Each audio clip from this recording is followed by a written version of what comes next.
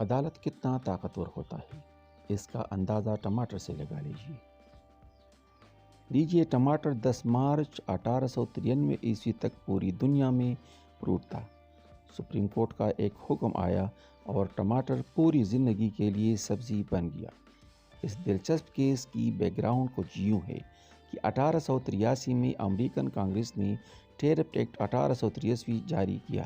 اس act کے تحت امریکہ میں درآمد ہونے والی تمام سبزیوں پر 10% ڈیوٹی لگا دی گئی۔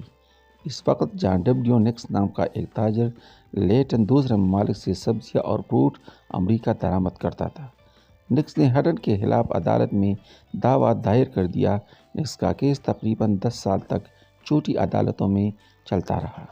وہاں سے یہ کیس 24 اپریل 1893 عیسوی میں سپریم کورٹ پہنچا۔ اس وقت میلویل فولر امریکہ سپریم کورٹ کے چیف جسٹس تھے۔ چیف جسٹس نے جان نیکس اور ایڈورڈ برٹن دونوں کو طلب کر دیا۔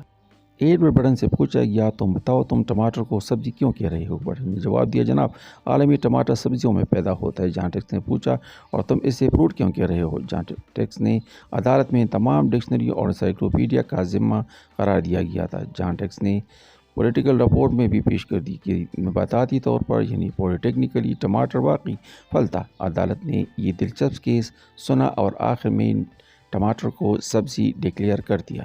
یہ کیس جس وقت عدالت میں زیر سماعت تھا، اس وقت اٹارنی جنرل نے ٹیرف ایکٹ 1883 کو بطور طرح ڈیفینڈ کرنے کی کوشش کی، لیکن عدالت نے ٹماٹر کو پھل کی جگہ سبزی کا سٹیٹس دے دیا۔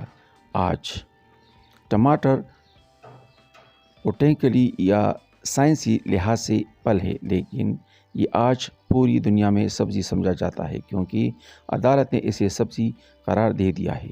یہ فیصلہ عدالت کی سپریمیسی کو ثابت کرتا ہے اور پکار کر اعلان کرتا ہے کہ پارلیمنٹ ہو، وزیر اعظم ہو، صدر ہو یا پھر خلیفہ وقت ہو، یہ سب لوگ، یہ ادارے قانون اور عدالت کے سامنے کمزور ہوتے ہیں۔